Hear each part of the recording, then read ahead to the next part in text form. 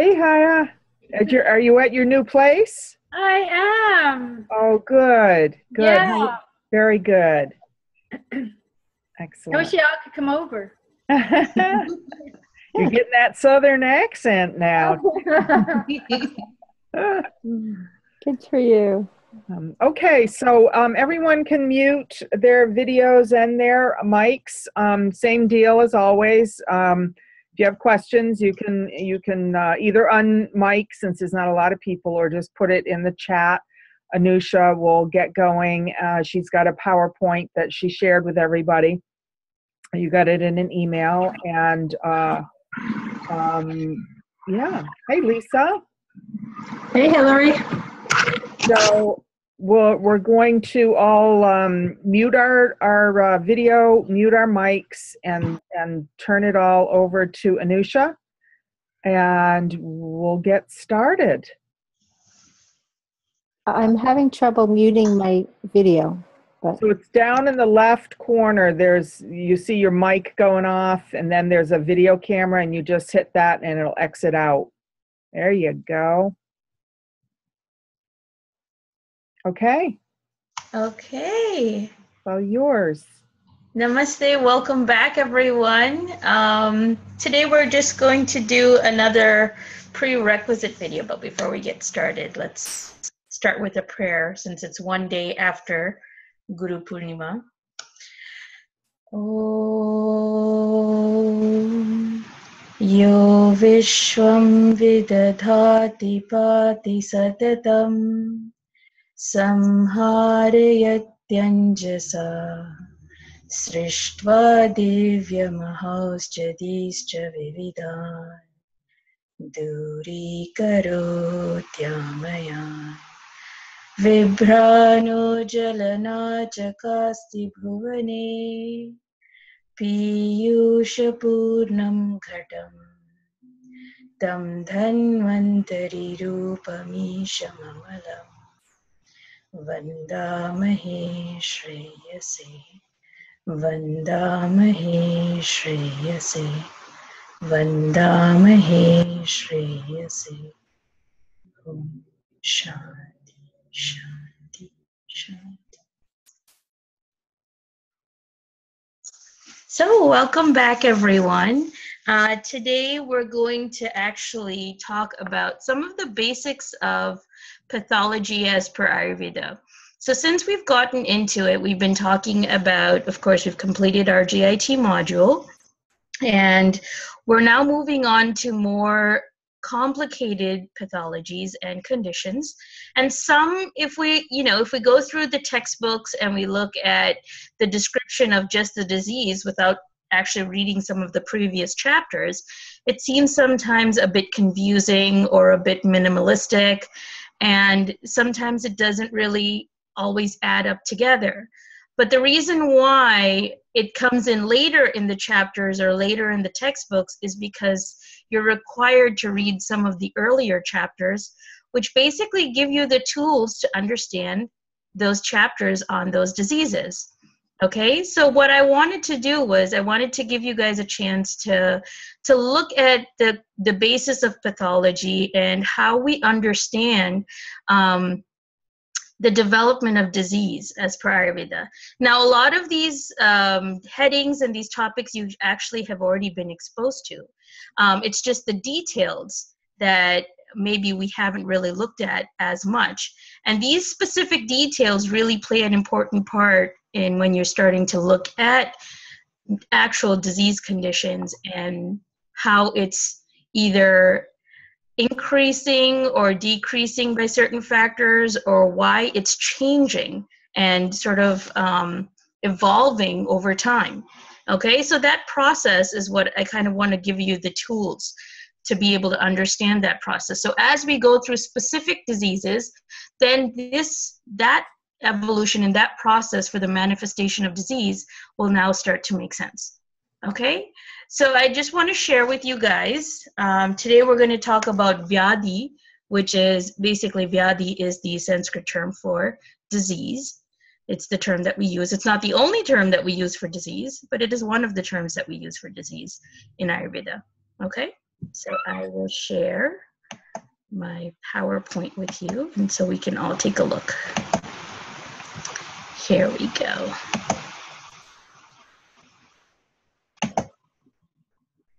Okay.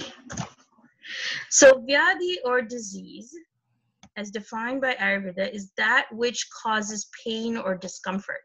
Okay, so remember when we looked at earlier in some of your earlier forms of learning Ayurveda, you looked at the definition of health as per Ayurveda, and that's basically the definition of swastha, or a healthy person.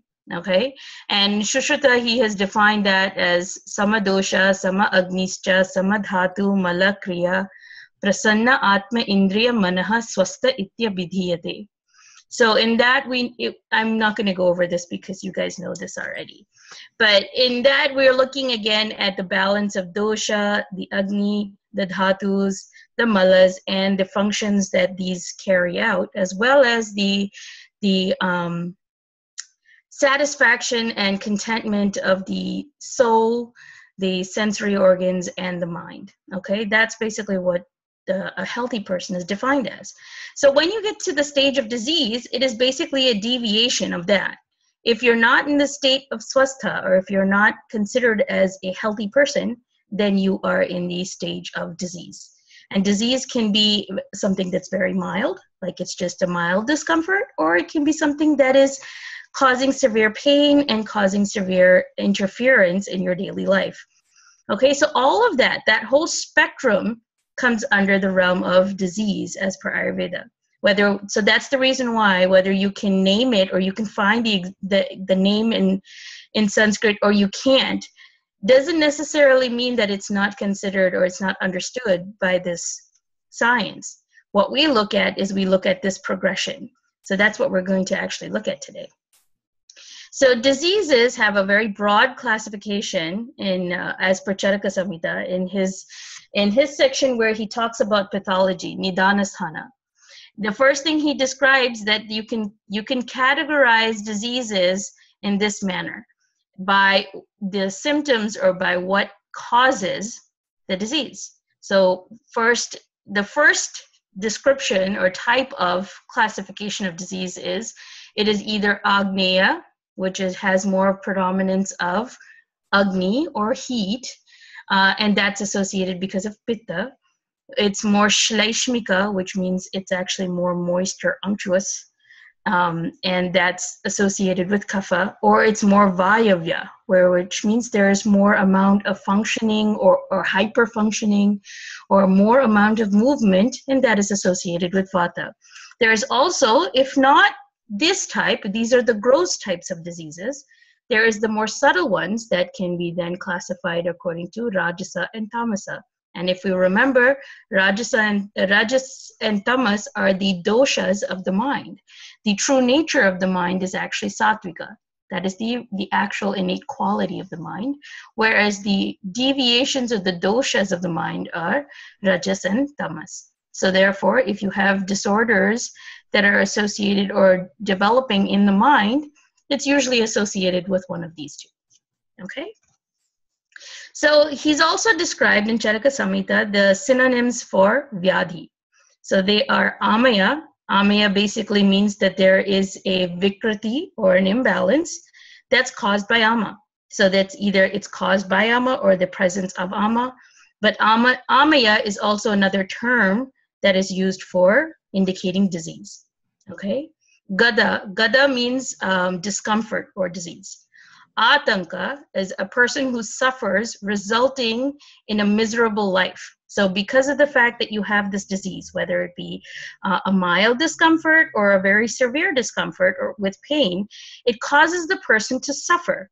If someone has a disease, they're usually in the state, they're not in a state of happiness, so therefore they're in a state of discomfort. And that can cause them to have a very miserable life. So even that also is considered as a disease. Remember one thing that I'm not sure if we talked about earlier, but the description of the actual definition of Ayurveda is hita hitam sukha dukkha ayustasya hita hitam. And that means that manam cha tacha yatrokta Ayurveda sa uchyate. which means that this science is that which describes hita, which is good, ahita, which is bad, sukha, which is happiness, and dukkha, which is unhappiness. And everything that is associated or comes under that description, which can either take away or add to your longevity, that is considered as the science of life, or Ayurveda. So here they have actually defined what life is. So life isn't always only good things. Life definitely contains some bad things too. So the science talks about all of that. So in that, they're describing what's good, what things can be good and beneficial for you, and what things may not necessarily be. So for instance, if you're not in that state of good, or not in that state of happiness, then you're falling under the realm of either being exposed to the not so good things, or the things that are causing you unhappiness. Okay, so that if you're exposed to things that are not good for you, that can cause unhappiness, and it can also cause a miserable life. So that's why Vyādhi, or a deviation from that state of swastha, is considered as atanka, okay, or a person who's suffering or who does not have a happy life. Okay, so the next synonym is yakshma. And yakshma here actually refers to the disease condition also known as rajyakshma. And the reason why they term this as Vyādhi as well, because in rajyakshma, that is a condition where it gets to a very severe state where there is immediate depletion of the dhatus as well as ojas, and can even result in death. Rajyakshma has been correlated as tuberculosis, but it's not necessarily only tuberculosis. It's a lot of very extreme depleted conditions come under the state of yakshma or rajyakshma. So in certain cases of MS also can be considered as rajyakshma. So the next one is vikara, and vikara means that there's changes in the body and mind due to disease, or due to that imbalance. Whatever causes the changes or the reflection in the body and mind, that is also known as vikara, or disease. Okay. Roga, which means that which, again, pain associated with disease or discomfort. And the next one is jvara. Jvara, it means fever. The literal translation of that is fever. And fever is considered to be one of the major banners that all diseases can come under, because it's the one disease or the one symptom or the one condition that's present at the beginning of your life as well as present at the end of your life. Fever doesn't necessarily mean only that it's a increase in body temperature or there is hyperpyrexia. That is one of the symptoms of fever, but it means that there is an imbalance or there is a change in the way the Agni is flowing, in the way the Tejas is flowing, in the way the Prana is flowing. Okay, so in that, fever is considered to actually be it's one of the first diseases described in the classical texts in the section of Nidāna and Chikitsa. And also they say that if you understand the manifestation of all the different types of fevers, you can basically understand all other types of diseases that are described under Ayurveda, whether they have a name or they don't have a name, as per what we correlate with in the modern concept. All of that actually can be understood through the concept of fever or jvara. Okay, so these are just some of the synonyms of Vyādhi. So the next thing I wanted to talk about is how do we understand, or how do we really diagnose what a Vyādhi is? So I know we had a very brief description about this in one of the first prerequisite videos, but in this video, what we're going to talk about, or in this webinar, it's going to be in a much more detailed aspect. Okay, so we're going to go through each one of these and what that really means. What do we mean by a causative factor? So Nidāna, the word Nidāna can mean two things. It can be used in the aspect of looking at causative factors, and it can also be used in the aspect here where they use Nidāna Pañcaka. It's the methods for diagnosis of disease. Okay, so here Nidāna in this term means it's a method, or where we're looking at the development of disease. And when we use the word Nidāna alone, it's actually referring to causative factors.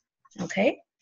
So the Nidāna Pañcaka are the 5 methods for diagnosing, or the different aspects that we need to look at for diagnosing a disease is, of course, the causative factors, the premonitory signs and symptoms, the rupa, or the signs and symptoms, the upashaya, and here, upashaya usually goes along with anupashaya. And so that basically means, upashaya, anupashaya means that it's a sort of a trial and error method, or it's a method for us to do a differential diagnosis. Okay, so for instance, if you have someone who has sort of arthritic pain, this is a very typical example of upashaya and upashaya. If you have someone who has arthritic pain, okay, we know that arthritis or joint disorders, joint pain can be due to multiple causative factors, and they can present very similarly, but they aren't necessarily caused by the same thing. So one aspect of how this can present is with AMA. AMA can also be a causative factor for developing joint disorders. So if there is, typically what we think is if someone has a joint disorder, if you apply oil, or if they have pain and you apply oil, that will get rid of the pain, or it will help to subside the pain. But in the case where AMA is the causative factor, or AMA plays a key role in the formation or the presence of this condition, then if you apply oil, it actually does not get better. In fact, it gets worse, because the snigdhata, or the unctuousness of the oil, further aggravates AMA. It just adds on to the qualities of AMA. So this is one method of figuring out a differential diagnosis for cases of arthritis, whether it is with AMA or without AMA. Or there are 2 different conditions that they talk about, and there's a lot of controversy that goes around what it can be correlated with. Vata Rakta is one condition where it's Vata and Rakta Dhatu that causes arthritis. And then there's also Ama Vata, where it is due to Ama that is enclosed or encompassing Vata that is therefore causing that sort of joint pain or that extreme pain, because the Vata is not being able to move out or move freely in the manner that it should, because Ama is there. So one way to find that out is if you apply oil, the pain gets worse. So if the pain gets worse, that means Ama is there. If the pain gets better, then there is no Ama, then it's the other condition. Okay? So, and the last aspect of looking at or diagnosing a disease is samprapti, or the pathogenesis. Okay? So I've put out here a sort of a schematic of, if we look in the chronological order, or if we look at how disease develops, this is really important for us to understand, especially when we look at our scope of practice and we look at what sort of change we want to instill in our clients when they come to us. Okay, so the reason why we have this very long client intake and why we take so much of history and we ask so many detailed questions about their diet and lifestyle is because it has a very specific place in order for us to understand how this developed and what was the evolution of the change in doshas to become what's happening or what you're seeing in the client right now. Okay, and so sometimes you notice that if you have clients, they don't necessarily always come in with one condition. Sometimes they have multiple conditions. But even if you're dealing with, and for the most part, you're going to be dealing with multiple conditions.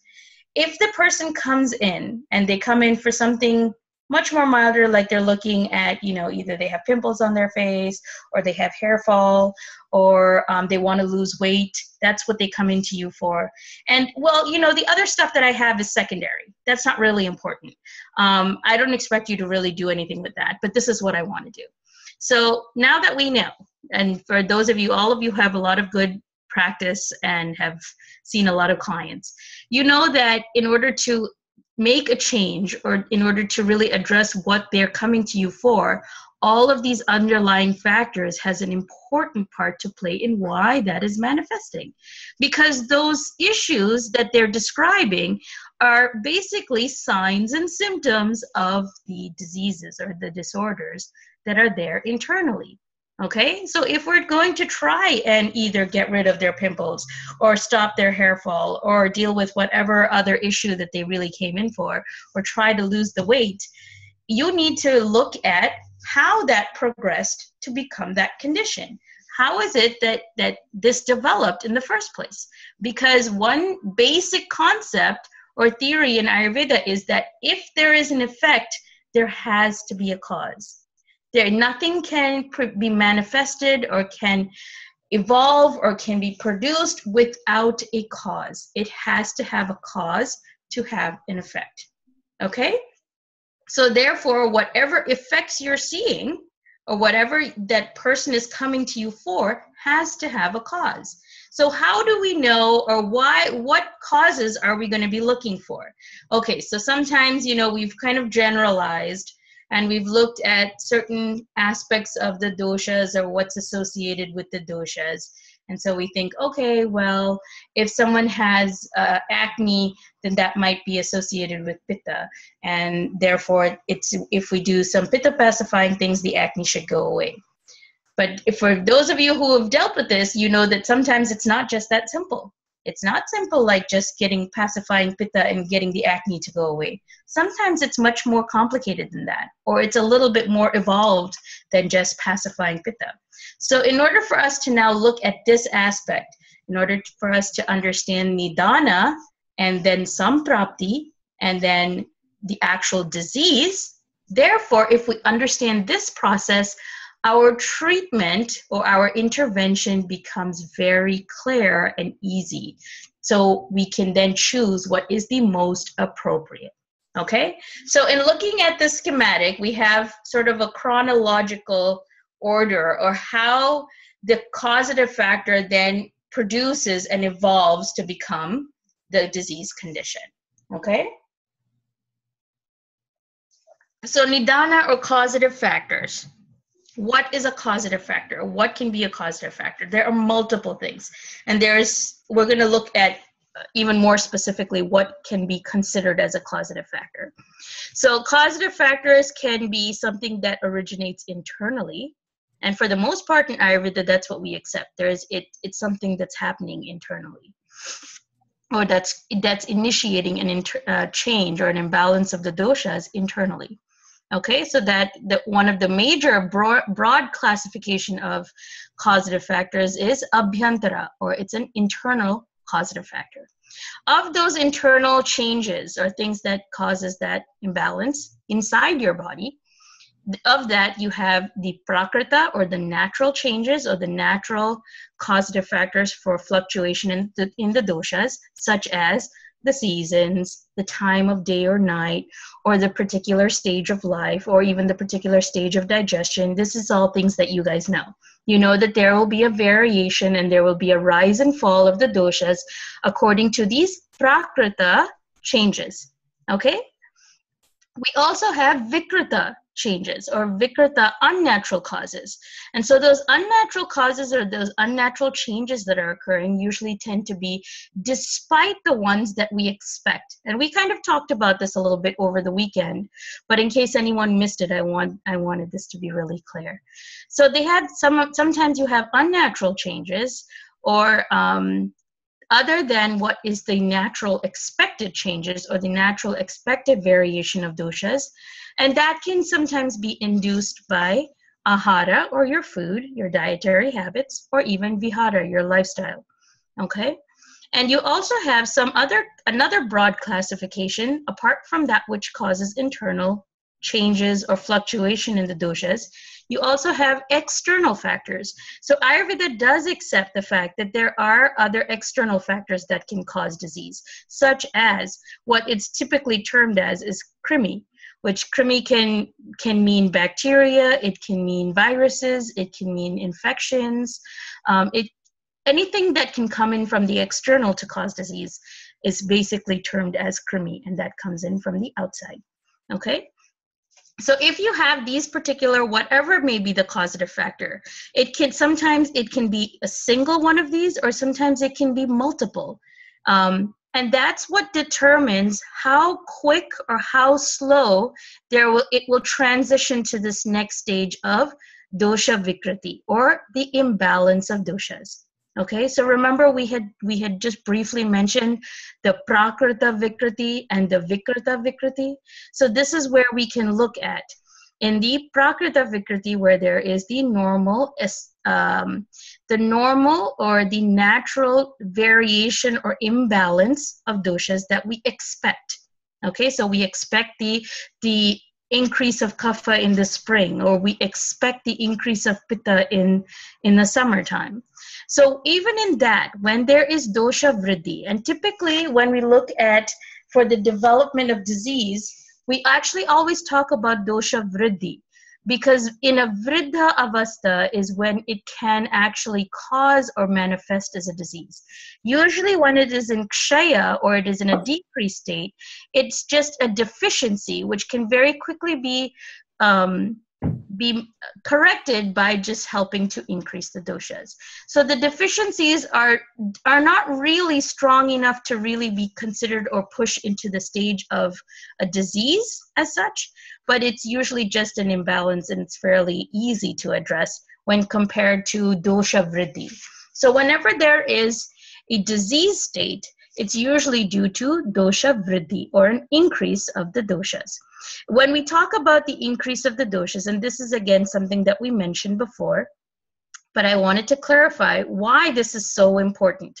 So in Charaka, he actually very clearly says that when there is an increase of the dosha, it can be increased in three aspects. Either the qualities of the dosha is increased, or the karma or the function of the dosha is increased, or even the matra or the quantity of the dosha is increased. So why do we need to know that? Because this really gives us exactly the clues or the key as to what we need to intervene with.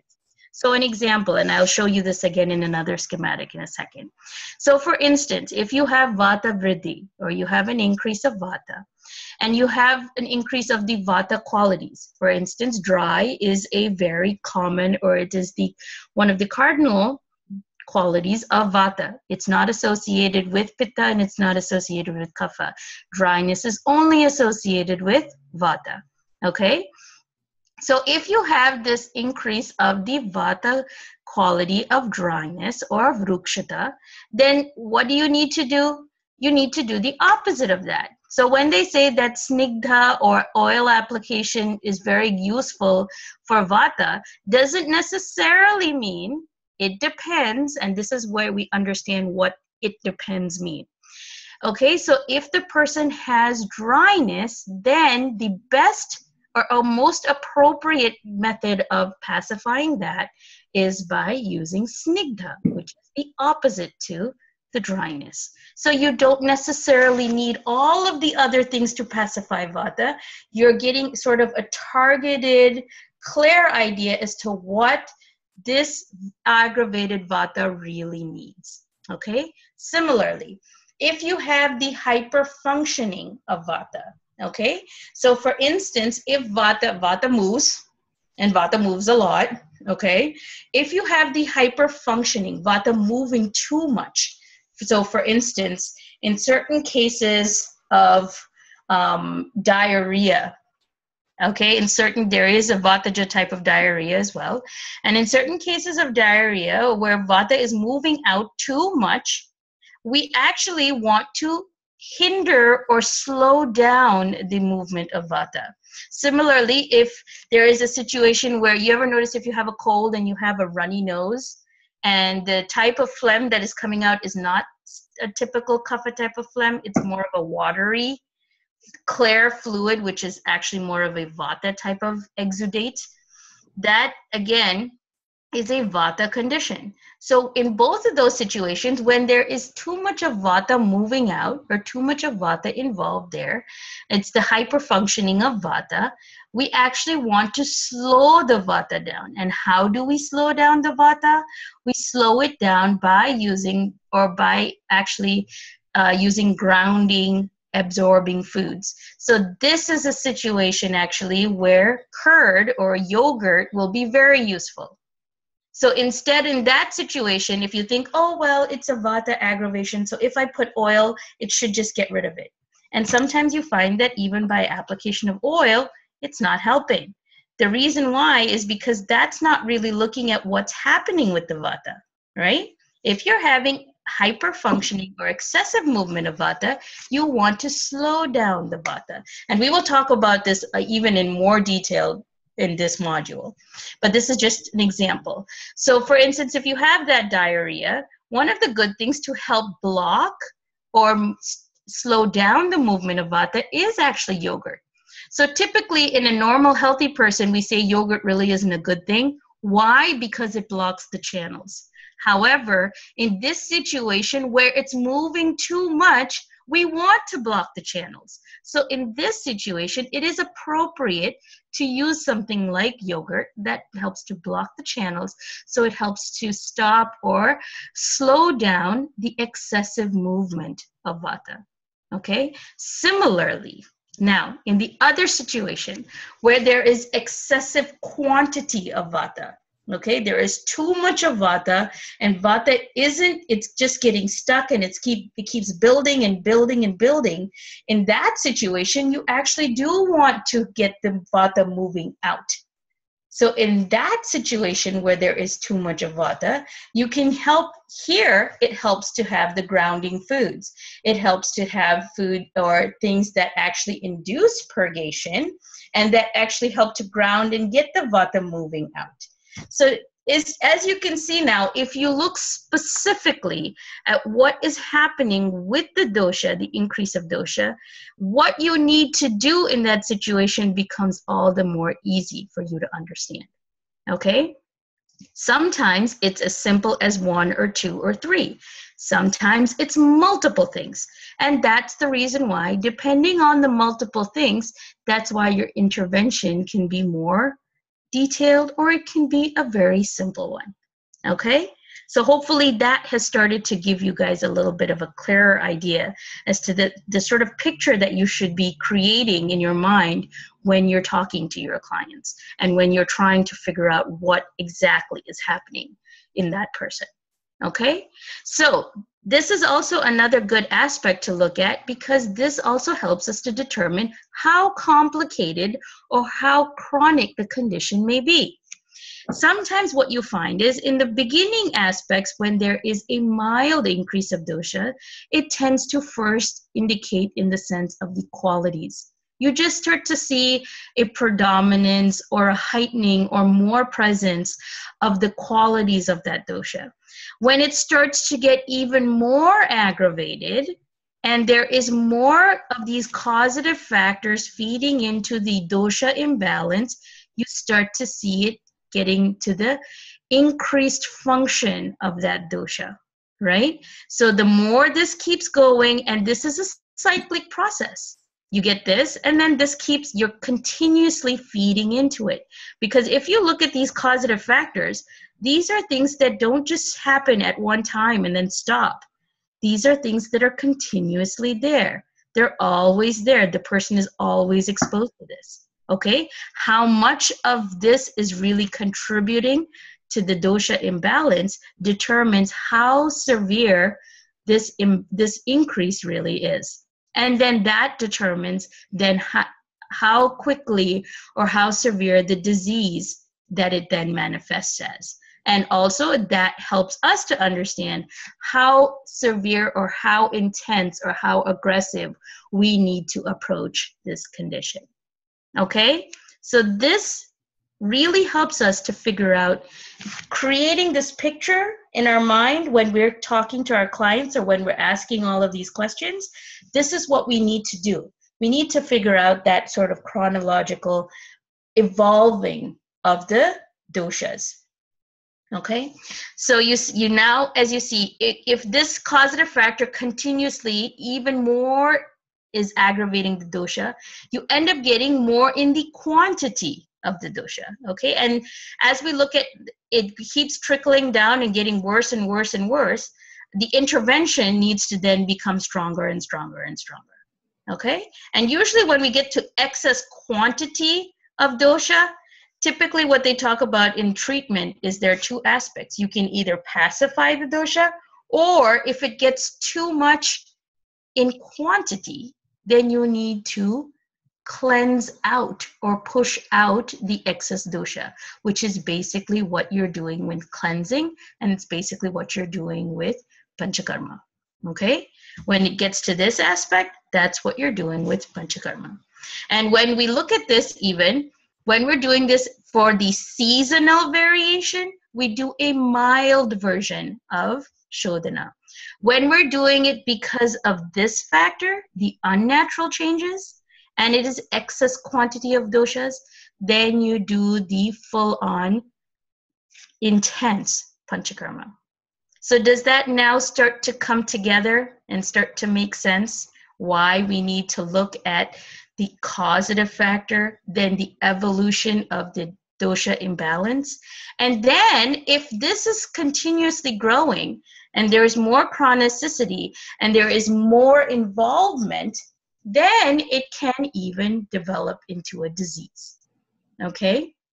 So whether, again, we have the name of the disease or we don't, it's always going to follow this sort of evolution process. And this is how we're able to understand that. Okay?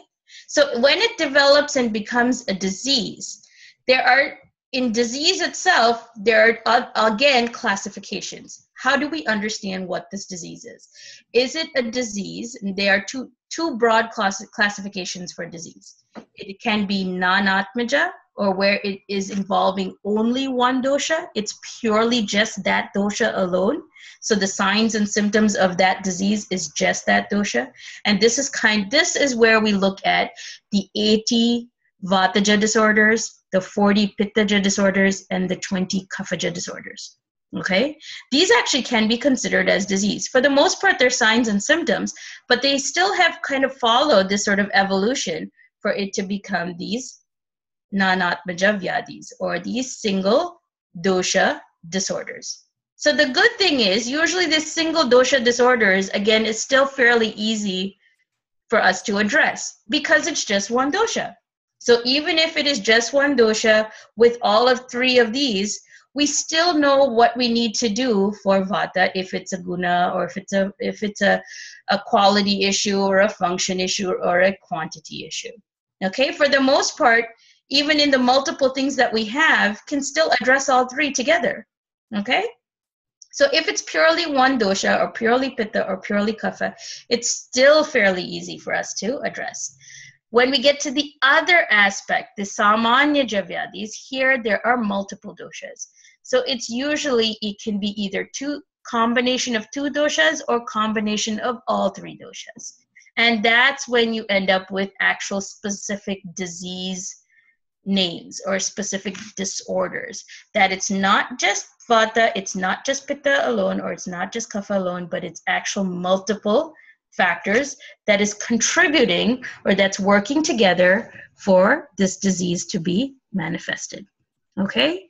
So this progression, or this sort of schematic of how disease develops, is really important, because if we can even slightly just draw this out in our mind, it becomes very easy for us to understand what we need to do, or how do we then negate that. So in looking at that, there are certain factors. So sometimes you end up with, somebody has this problem, or they have multiple conditions, right? They have, it started here, it started at this stage, it became a dosha imbalance, then it became a disease. And that's not the only disease. They have 2 or 3 other diseases. Or they may have gotten something and then it went away, and then they got something else, and then that went away, and then they got something else. And the third one, what they got that's when they're coming to you. So you take this history and you ask them, okay, what previous illnesses did you have? And they'll say, I had some arthritis before, but then that went away. It just came on for a little while, and then, I don't know, I didn't really do anything, but it just went away on its own. And then after that, and then I had this issue, I had some constipation, and I had hemorrhoids, but even that went away. So in looking at that, when you have those multiple conditions, why does that happen? Why is it that sometimes you have things that come up and then they go away and then they come back up again in a different place and then they go away again? There are certain factors that feed into this dosha vikriti or dosha imbalance. And it can either work towards development of disease, or it can work towards or helping the patient to regress and to not have that actual development of disease. Okay?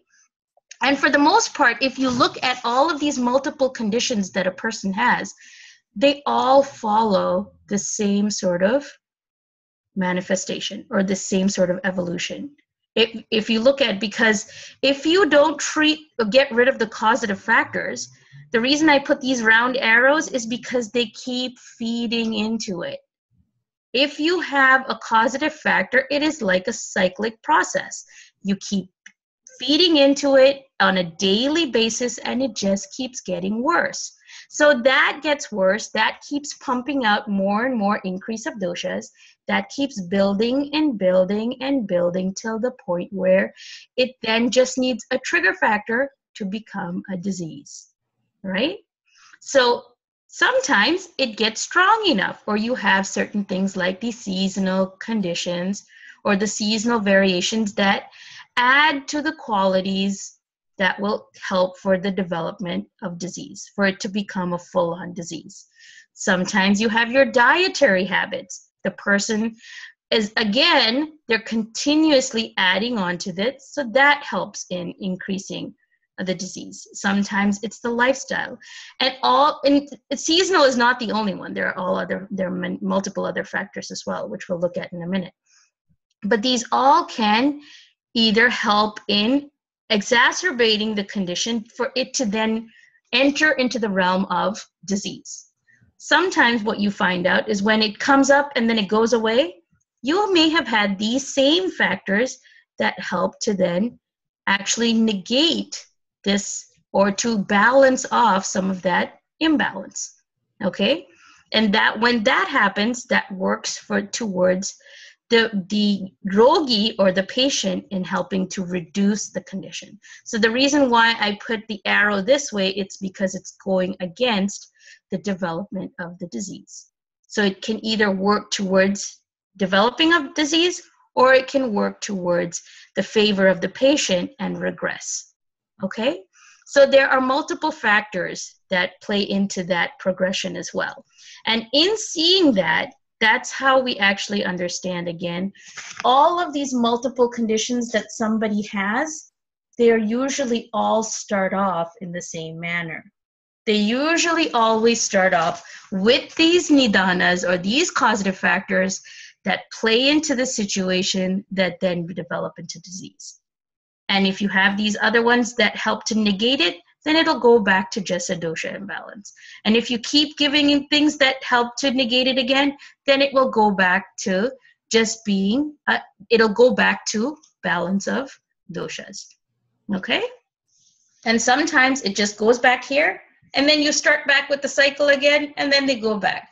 So this helps a lot. For instance, you have the underlying factor or the underlying causative factor and the underlying dosha imbalance.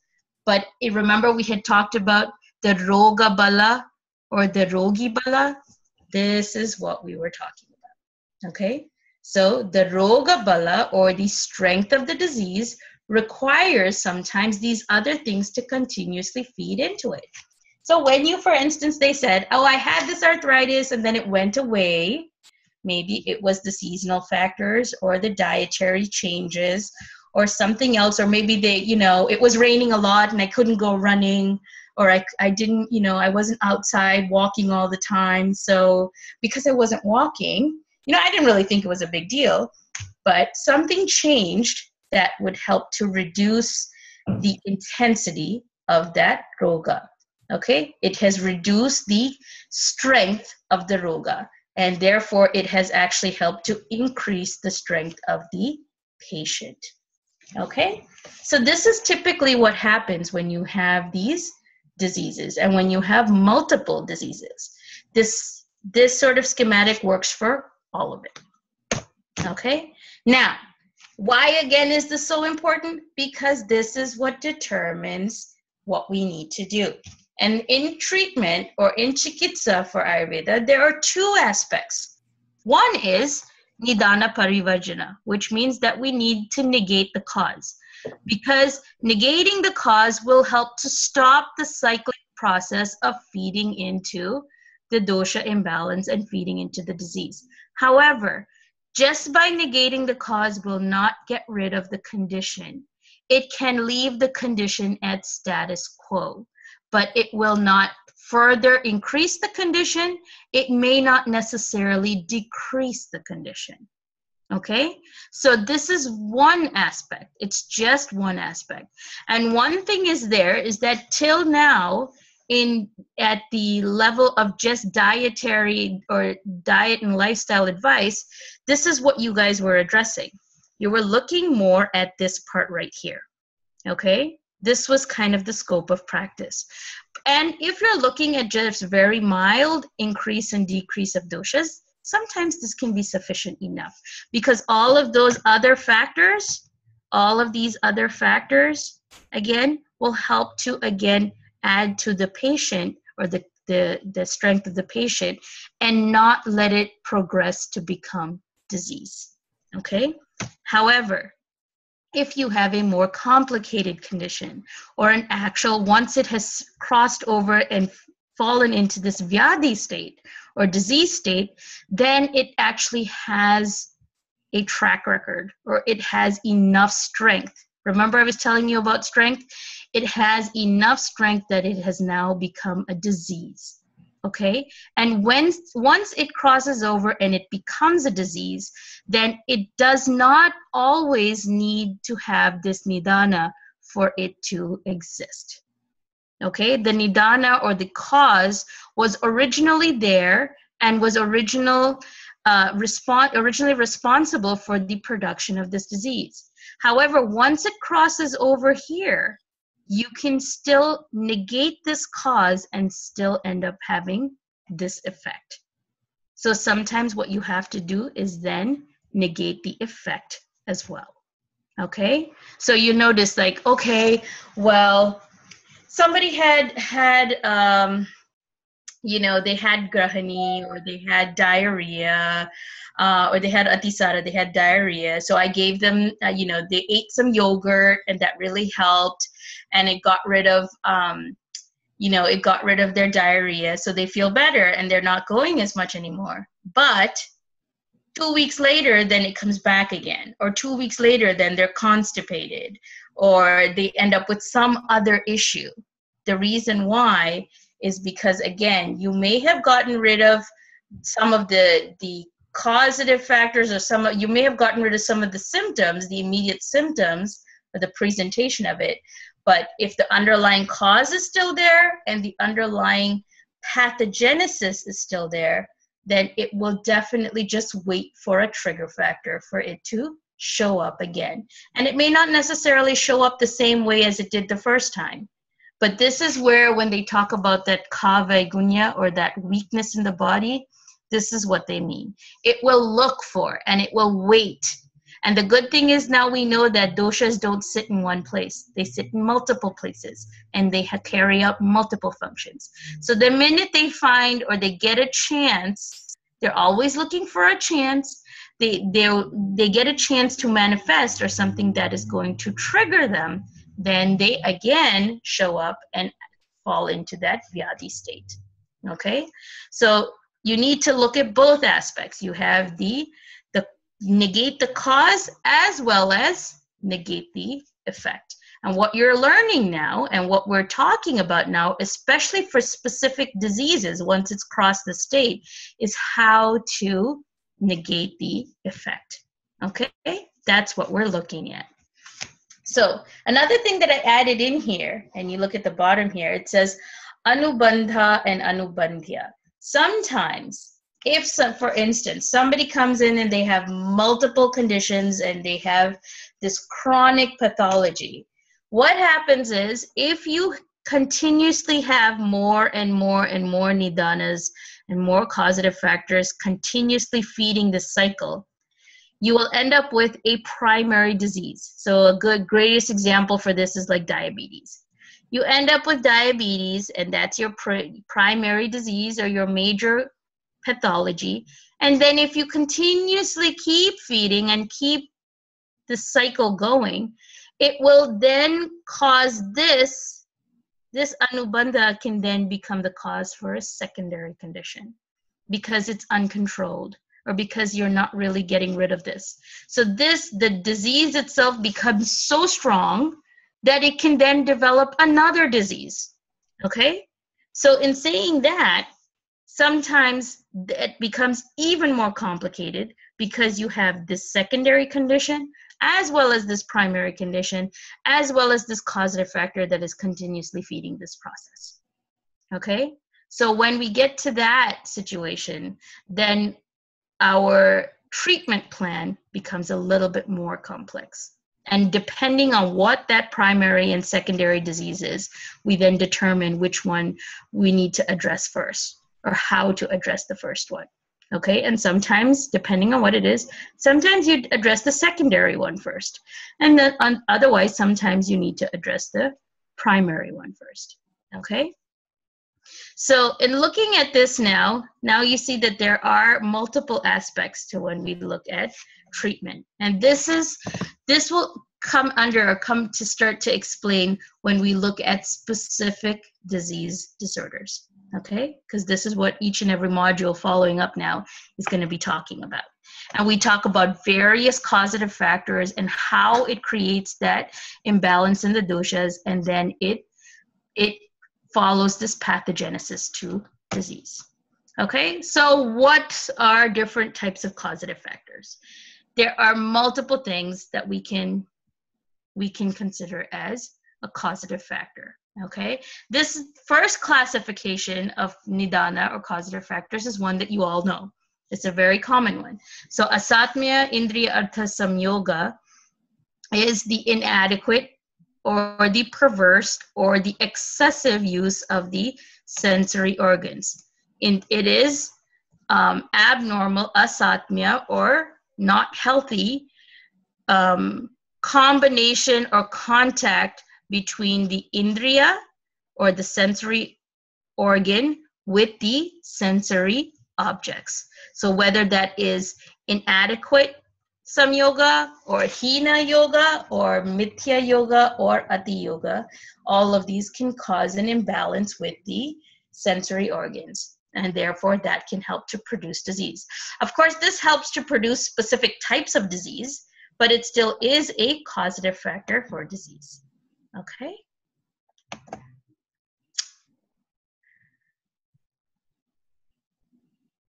Yes. Sometimes if the disease is strong, you can negate the cause and still have the disease. Yes, absolutely.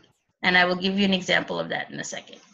Okay, so you also have, for instance, another aspect of cause for disease, and this is a big one because this is the one we always come across.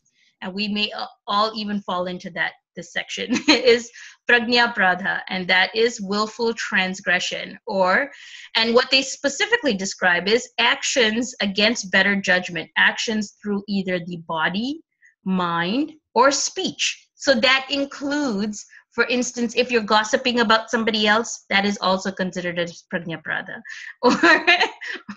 Or if you have these mental doshas or these mental not so good variations like jealousy or greed or one of those sort of emotions, that also comes under the realm of prajna pradha. And similarly, of course, actions through the body, which is, be actually consuming or doing certain types of activities which that it's not good for you. That it all comes under prajna pradha. Okay? And so that is prajna aparadha. Aparadha means a sinful act or something that is not good. It is sort of breaking a rule. It is aparadha, okay? It's sort of breaking the rules. And prajna is your knowledge. It is your ability to understand. So the definition for prajna pradha is dhi dhriti smriti vibhramsha karma yat kurute ashubham. prajna prada tam vidyat sarva dosha prakopanam. Okay, so that dhi is your intellect. Dhriti is your ability to retain knowledge. And smriti is your ability to remember that knowledge, okay? So you have your intellect, that should be good. You have the knowledge that you're retaining in there. The knowledge should retain too. You should keep that there. And you should also be able to remember it at the appropriate time, okay? Not just have your intellect, not just retain the knowledge, but also remember it when you need to remember it. So for instance, if the doctor told you that you shouldn't eat bananas because they're not good for you, that's going to be a really big problem. Then you go out and you're there with your family, or you're enjoying your summer and you eat a banana, and then when you get home, like, oh no, I wasn't supposed to eat the banana. You know, that really isn't going to help you, because you were supposed to remember at that time, don't eat the banana, okay? So that's an example of vibramsha, or the not working process of the intellect, of the information in the intellect, and the ability to recollect that information. And by this process alone can cause the sarva dosha prakopa. It can cause the aggravation of all the doshas, and therefore will cause disease. Okay? The next one is parinama, or change in time. So that's basically the seasonal variations of doshas. So this is a very broad classification of causative factors, or nidāna, what can cause a disease or cause that imbalance in doshas. The next classification that they've described, again, this is another very broad one, but sometimes it's good for us to know that, because we think, well, how does that have anything to do with what's going on? Well, sometimes it does, okay? So one example of that is sannikrishta, which it's a close and intimate cause for the aggravation of doshas. So an example of that is, for instance, if there is a rise of doshas during different times of the day, night, stage of digestion, these are all intimate causes, or these are things that we know immediately will create a change in the doshas. You cannot separate that. You cannot say that, you know, if you're in the midday, that pitta won't rise. Maybe you do not perceive the rise of pitta, but pitta will definitely rise, okay? That is an intimate cause that cannot be negated. So that is a sannikrishta hetu, or a sannikrishta cause. The next one is viprakrishta, and that is sort of a long-term effect, or a distal cause. So for instance, it's something that you may not necessarily associate with it being the one of the causative factors for the disease, but it's not to say that it is not one. It is one of the contributing factors for the disease. So an example of that is, for instance, if somebody has a planetary affliction, you know, they're going through some particular stage in their life and they have these grahas or doshas. This is called planetary doshas, where, for instance, this planet is affecting you, or it is weighing down on you, or it is there in your chart. And during that time, no matter what you do, it is going to favor for you to have this disease, or you're going to have more and more affliction of disease. And so I can tell you that because that happened to me practically. I went through that for about 3 years. And I was always a very healthy person. And I could not understand why all of a sudden I'm getting all of these disease conditions and I'm getting so much of issues when I never ever, and there was no reason. There did not seem to be any reason why I should be having this. If I have it, it probably should be mild. It definitely should not be as huge as it was. And one of the reasons was because of that. So it can be a long-term effect, or it can be a distal cause. You don't necessarily think that this will specifically create that disease, but it does have an effect. So we need to pay attention to that, okay? So for instance, if someone does have this planetary affliction and you are treating them, or you are trying to instill some change in them, but they still keep getting sick all the time, or they can't seem to be getting better, then we need to address, is this one of the reasons why this is happening to them? Okay? Okay. So the next one is vyabhichari, which means it's a weak cause or it's a cumulative cause. So for instance, this cause on its own cannot produce a disease. However, if you are continuously exposed to it, and if you're exposed to it in a large quantity, then it can slowly, cumulatively develop into a disease condition. Okay, so an example of that, for instance, like if someone is exposed to wind, we know like being exposed to wind will cause a mild disturbance or will cause an aggravation of vata, but just being exposed to wind alone will not cause vata to get so aggravated to create a disease. It would usually be exposure to wind plus other factors that also aggravate vata that will collectively cause the vata to be so aggravated to produce a disease. Okay, so it's one of, it can be like, for instance, one factor that affects one guna, but again, it's just a mild disturbance of the dosha, but not strong enough to be a disease. Okay? And the next one is pradhanika, where it is a powerful cause. It produces an acute effect. Okay, so an example of that is poison, which immediately causes the manifestation of disease of the poisonous effect. Okay, so this is one aspect of how to look at different causative factors. And this is an important one because if we look at this classification or the description, again, this is giving us an idea as to how to look at all aspects, the whole person's environment, you know, whether you think, oh, well, so an example of this, for instance, we had one elderly man. He was probably like, well, not really elderly. He was probably about 55 or 57 when he came in, and he was having like very severe migraines. And you know, he was otherwise a very healthy person. And I think he was a farmer and very active, didn't really eat all that much, ate according to what his activities were, ate fresh food. And otherwise, he didn't really have any other issues. And we didn't understand why he was getting these migraines.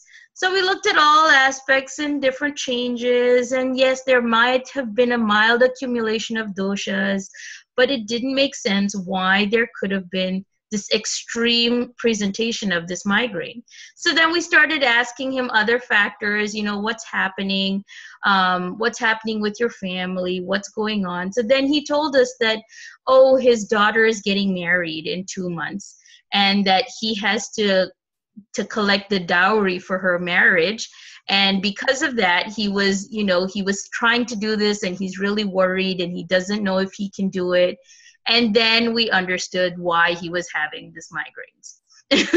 Otherwise, if we had not taken the time to ask him that, or we had not looked at what was happening in his life, or maybe one of these sort of distal causes, or maybe one of these weak cumulative causes.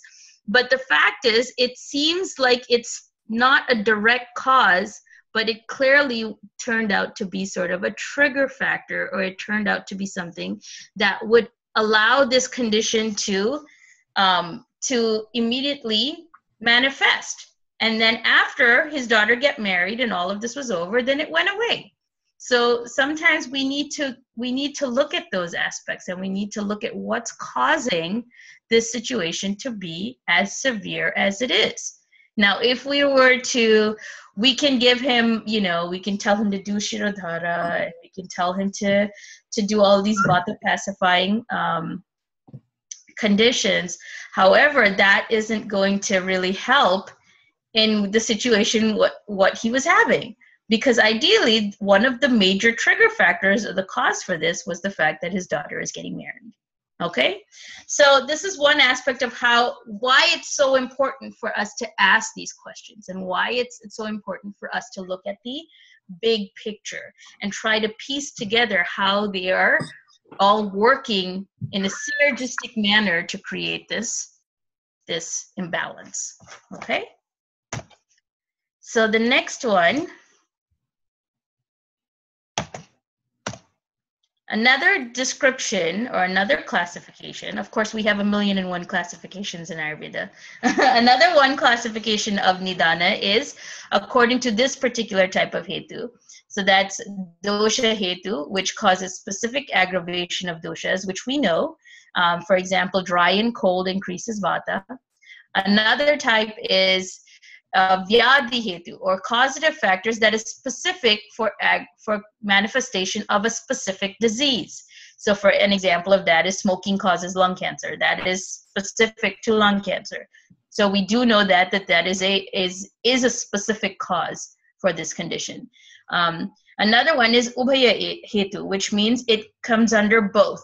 It can both aggravate the dosha as well as produce or can be a causative factor for the vyādhi or the disease. So an example of this is such as riding on a camel and eating hot, spicy food aggravates both vata and pitta as well as, and it can cause hemorrhoids. Independently, that can also be a causative factor for hemorrhoids. Okay, so this is again that was one other grouping or classification for Nidānas. Another classification is according to where it's manifesting or where it's originating from, where the causative or the imbalance is originating from, you can have this classification. So that is Sharirika, where it's causing an imbalance in the body, such as with the doshas, the dhatus, or the malas. Or you can have a Manasika cause, where there is some cause due to imbalance in the mind. You can also have a cause that is Atmaja, due to an imbalance or variations that come along with the Atma. So that an example of that is sort of like genetic disorders that are due to this issue of with the Atmaja influence. And then there's also Karmaja, or due to actions from this life or the past life.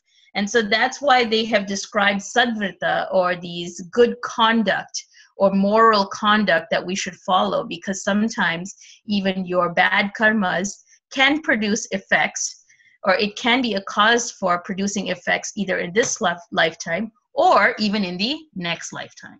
So looking at that, these are certain aspects of where these changes can occur and how it can then trickle down to becoming a disease. So here you can see again, even in the classical sense, where they gave so much importance to variations and disorders in the mind. So sometimes it can originate in the mind and then translate down and then trickle down to, as we see here, it can first cause here an issue with the mind, causes a dosha imbalance in the mind, and if it continues with other factors as well, can then become even a vyādhi in the mind as well as the body. So that's how you get psychosomatic diseases. Okay? So this concept of the correlation or the closeness between the mind and the body was very well understood by these ancient sciences. And they understand the mechanism between how they work in conjunction with each other for functioning, for well-being, and the lack thereof. Okay? And also not just body and mind, but also the soul, also the spirit, also our actions, also our karmas, and the effect of that. Okay? Another description or another classification of causative factors is if the disease is due to ama, or if it is due to just imbalance of doshas without ama. And this is really important because now you guys have looked at this specifically in the GI disorders. Sometimes there can be conditions that occur without the presence of ama. Also, if we look at it, sometimes what happens is it can also be a factor for us to determine the stage of disease. So an example of this is actually for jvara. In the manifestation of fever, the first 7 days of fever, ama will be present. It is a causative factor for jvara. But if the fever persists or it continues beyond 7 days, After that, the jwara can exist alone without the presence of ama. Ama won't be present after the 7 days because the jwara, or the intensity of heat alone in that condition, actually helps to burn off the ama after 7 days. But the roga, or the disease, becomes so strong that it no longer needs the ama to exist. So the question that you asked earlier, that even if you negate the cause, that the disease can still exist, yes. And this is one example of that. Sometimes you can be the instrument of negating the cause, and sometimes the disease itself becomes so strong that it negates the original cause, and it then continues to exist even within itself. So that's why just negating the cause alone doesn't necessarily mean that your treatment or your intervention is over. You have to negate the cause plus get rid of the actual effect that it caused. So an example of this is exactly jwara. In the first 7 days of jwara, ama will be present. So we need to get rid of ama and then help to pacify the jwara itself.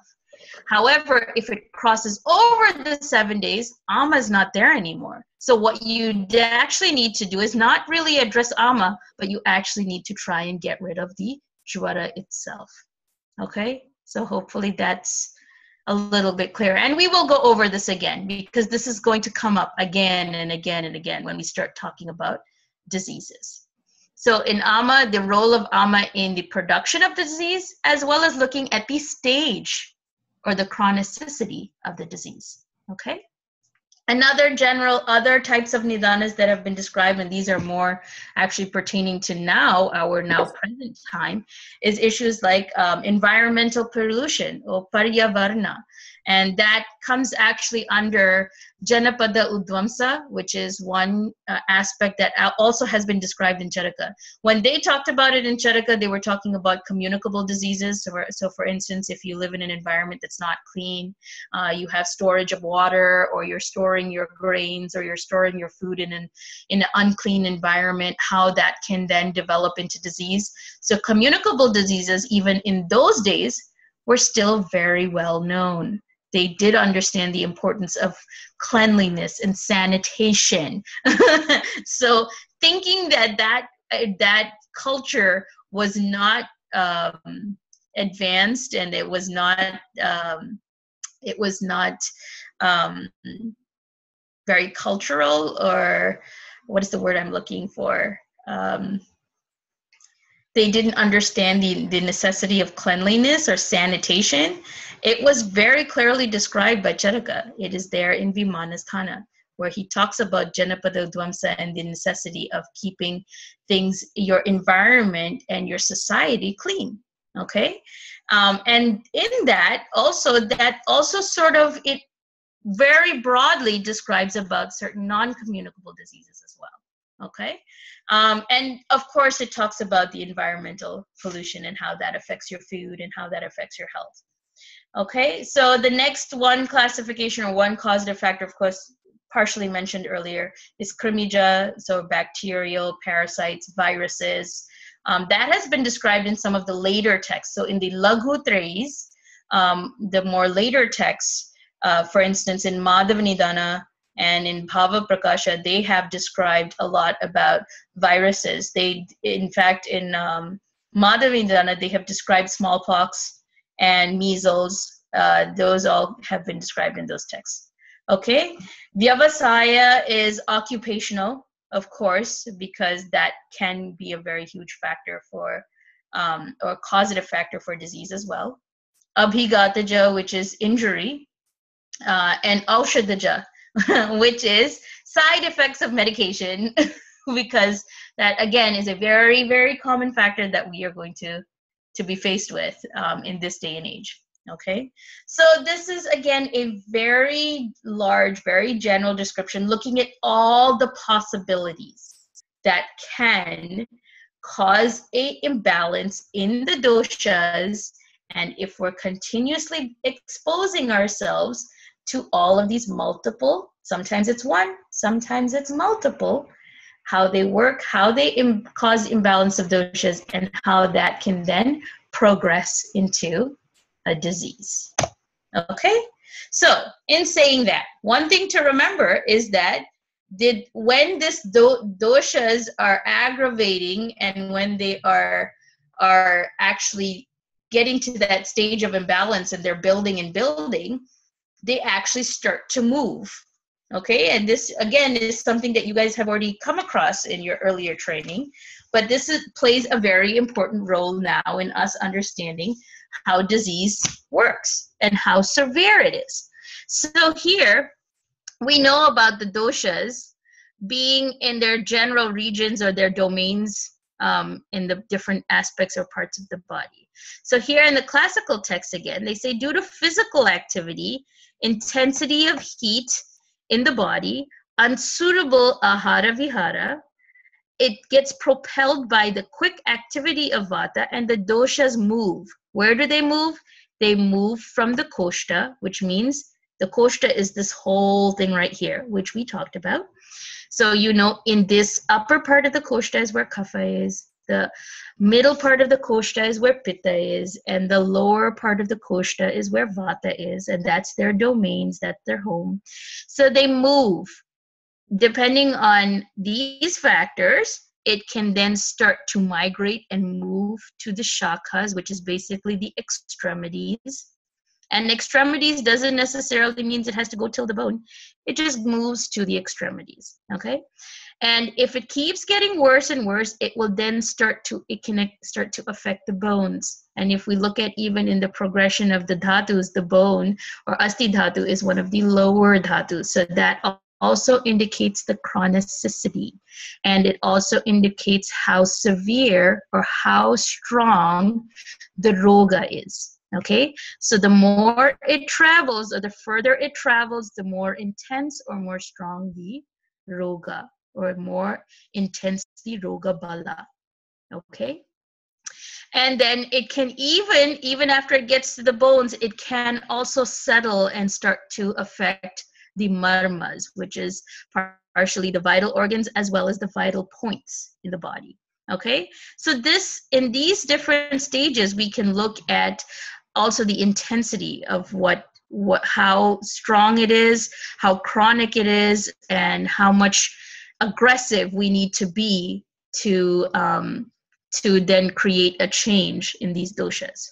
Okay, and inverse to this is by clearing. So this is great to know because this was again described exactly this way in the classical text.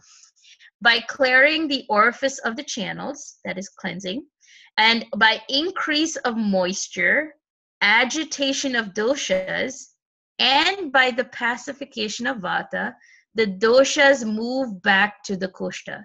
So they'll move back in this inverse order, from marma to asti to shaka to koshta. And this, what you're doing here, is exactly the mechanism of what Pañcakarma does. Because if you look at this description, this in itself, this little description right here, tells you exactly what you do in Pañcakarma. You cleanse the channels, you increase moisture, what is that? Snehana.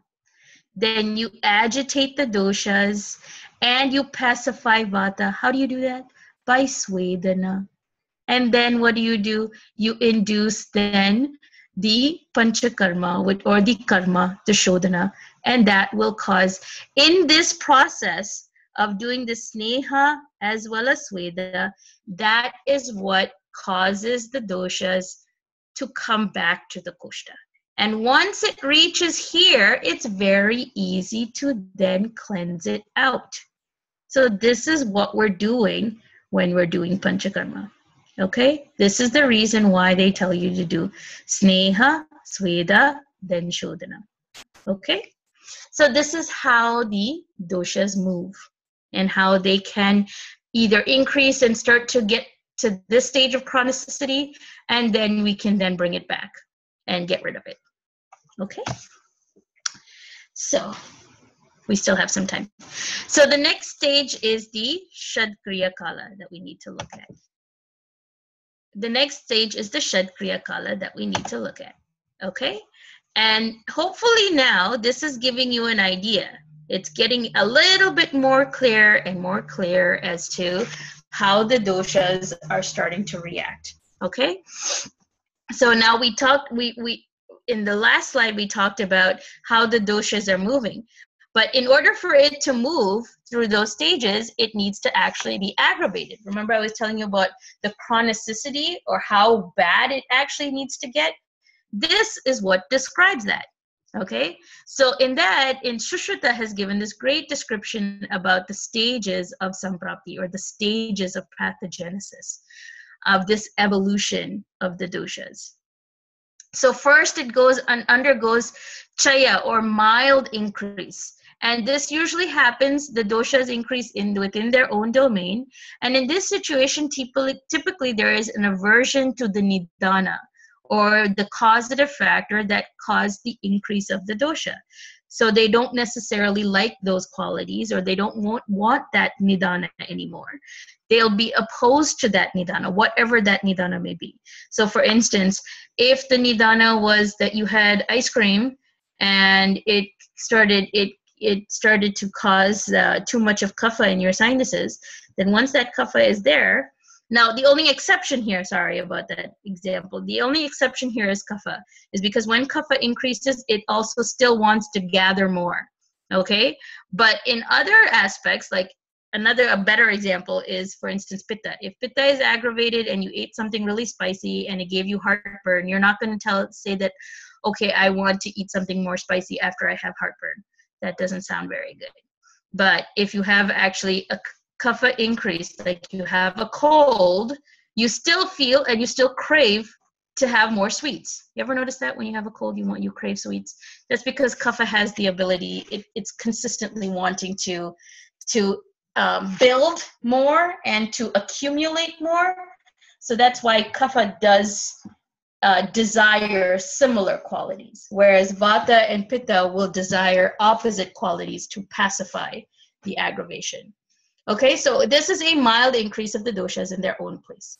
When it gets to the prakopa avastha, or the prakopa stage, it increases even more. Okay, you're still exposing yourself to that, whatever the causative factor is, and the dosha keeps increasing, but it's still in its own house, it's still in its own domain, it's still in its own place and doing its functions, but little bit more aggravated. So it starts to exhibit more intense qualities of that dosha. So remember in the first one I was telling you about the qualities, then the functions, and then the quantity. Here again we're looking at how that again is manifesting. Okay, so you get more intensity of the qualities of that dosha. Third stage is prasara, where there is a significant increase. So here it's not just an increase of the quality, you're also going to start to see hyperfunctioning of that dosha, and it does start to actually increase in quantity as well. Okay, so you start to get the quality as well as hyperfunction and a little bit of increase in quantity. So what they describe that is, in prasada stage, there's a significant increase of doshas still in their domain, but it's ready to take over, or it's ready to combine with another dosha or dhatu. And the reason I say dhatu here is because even if a dhatu gets aggravated, it is still considered, it gets the term as dosha, because anything in the body that gets aggravated and becomes in an abnormal state is then termed as dosha, because it has the ability to aggravate. Okay, so prasara is increase of dosha, significant increase of dosha, but still in their domain. The next stage is sthana samshraya, and at this stage is where you have where it really starts to aggravate and combine with something else. Okay, so till the point where we were looking at just the dosha imbalance, you find that you have the aggravation of just that dosha, just one dosha.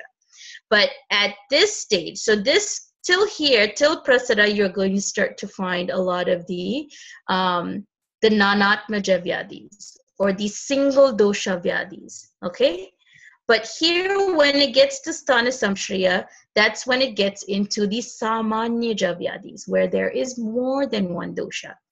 Okay, and that's when they start to aggravate. The dosha has increased in quality, in function, as well as in quantity. And then it moves over to the domain of another dosha. So that may be actually the physical domain of the dosha, or it may also be the dhatu. Because remember, we talked about the dhatus sit within the doshas sit within the dhatus to carry out their functions. So if, for instance, the dosha is aggravated in its own domain, it finds the closest area that it can to then aggravate the next one. So whether that be crossing over to the pitta domain, or whether that means crossing over to rakta dhatu, it can do, because rakta dhatu is also the domain of pitta, right? So even by that also, it can cross over to that domain and sit there and aggravate that as well.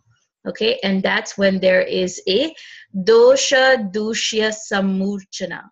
There is the dosha, and dushya is the substance or the area that this original dosha is infecting, or it is aggravating, or it is disturbing. That is, and samuchana means the combination of these two. So when the original dosha starts to affect the dushya, and then it combines together to produce a even greater effect. And at this stage is when you start to get the purvarupas, or the premonitory signs and symptoms of disease. And these premonitory signs and symptoms are not of nanatmaja, not of single dosha, but it is of the samanyaja, or the diseases that have two doshas. Okay? So, at this stage, you get the premonitory signs and symptoms of disease. Now, if we don't look at these signs and symptoms, or if we ignore them and if we ignore them, then what happens? It keeps building, and it keeps getting worse, and it keeps getting worse, until it then gets a chance to manifest as a full-on disease, where we can give it a name. It has a name and a form. So then we can term it, yes, this is what you have.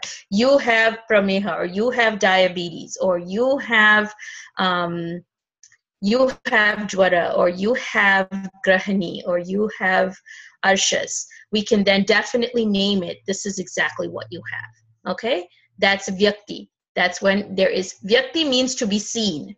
So when it has completely manifested as a full-blown disorder. Okay?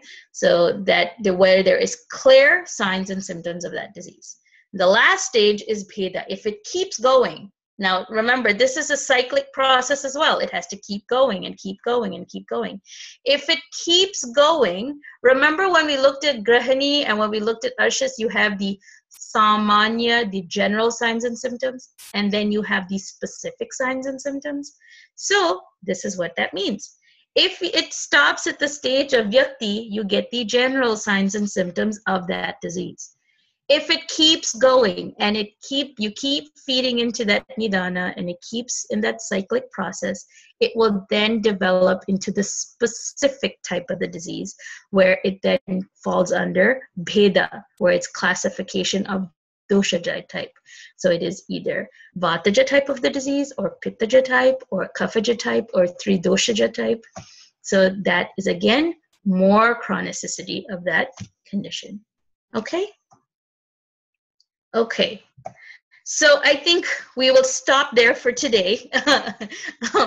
And I know this was a lot of details, but this is really important for you to start thinking at this level, because this is going to be the basis of what now the details and the level that we're going to be looking at for these other specific disease conditions.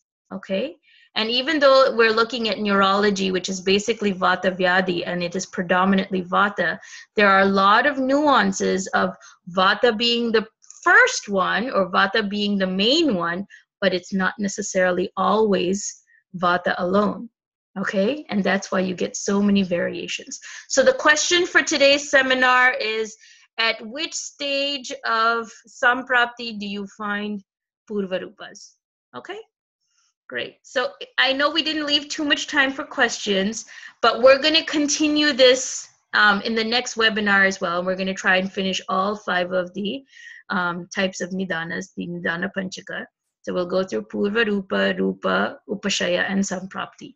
Okay, great. So I hope you all have a really good night. And if you have a few minutes, I can still take some questions if you like.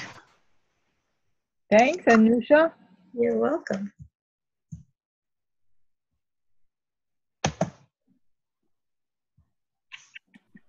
I guess they're all satisfied. It might be overload too. Thank you. You're welcome. That was great. Thank you. You're welcome. More info. I know, as if there isn't enough. I just said I'm going to have to